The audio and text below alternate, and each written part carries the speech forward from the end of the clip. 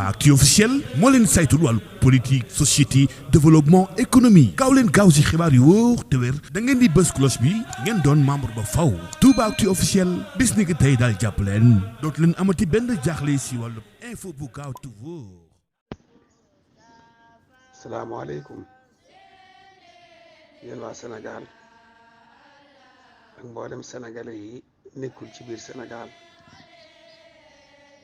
seen mbokkum citoyen di seen mbokkum jullit moo leen di nuyu kilifa yi diine yi ak kilifa yi aada yi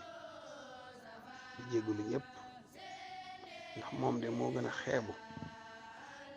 ci askan wi gën cee ñàkk solo waaye teewutit xolam di wallu bu mbir yi ma saa agsi fii mu gis nag ne kilifa bu yilif ñu baree bare am na loolu mënu ko waaye dana di wax fa mu war a waxe ak ñam war a waxal buñ ko déggee baax na buñ ko déggut it wax naa ak ñoom ci sutura ak ci kersa te bañ leen a bayar kon kilifa mu mel na ne wàcc na waaye mu àgg foo xam ne nag ñenn ñu ne am nañu responsabilité ci réew mi muy ña ca kaw te yor pouvoir bi ak ñi xëccoo pouvoir bi bëgg cee jot ma bëggoon nag ñoom ñëpp ñu ànd xalaat ne réew mi tàkk ñu ci intérêt kenn ndax ku ko ca taalit du la moy te kii wut bu tàkkee mu door cee jot dana fay lu yàgg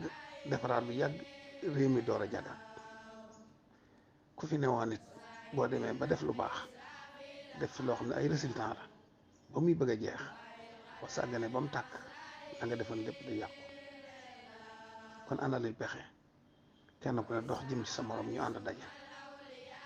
daje boobu nag du dajab jataay waaye dajab maanaa la mooy ku ne bàyyi la nga jàppoon dégloonte ba fexe ba am solution te mooy pexe bi nag maa ngi jàpp ne war nañoo wut mbooloo moo xam ne dañ leen di jox seen bopp nangul leen bàyyi leen seen bopp lu ñu wax ñu ànd ca te mbooloo moom bañ a jeng bañ a far jóge ci kilifay diine yi ak notable yi ak kilifay aada yi ak ñëpp rek fa nañu wut fa ay nit boole leen ñu doon nit ñuy defare te di leen déglu bu ko defee ñooñee ñooy dox di wax ba pexe am te mooy solution loolu nag jàpp naa ne wala fi dañuy wax ne borom caqu poor day moytu borom baatum neen ñi ci ëpp responsabilité mooy ña ca kaw te ñoo yor pouvoir bi ndax ñoom day suñ borom defal na leen loo xam ne war nañ koy bàyyi xel waxtu wu ne ndax nguur kenn mënu ko wutal sa bopp yàlla rek moo koy jox nit ki dëgg la danañ koy jaarale ci carte nit ñi wóolu la am ci yow yaakaar ba jox la ko waaye fekk na suñ borom moo la fal ca kaw nit ñi ay formalité rek la ñuy def kon nag suñ borom defal lii war nga koo sant ba doo sàggane njabootam gi ba dara di ci yàqu te sàggane gi nag mooy boo mënee defar te sa genn kàddu mën defar lu baree bari boo waxul lu xew yow kon nag ñoom nañ njëkk a wàcc ci terrain bi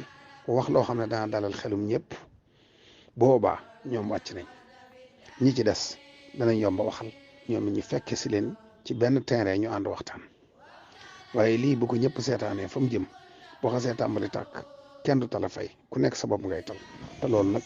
kenn xamul kañ la te kenn xamut it fu muy yem ak lu mën a yàq lépp ci réew mi kon nag noo ngi ñaan wallu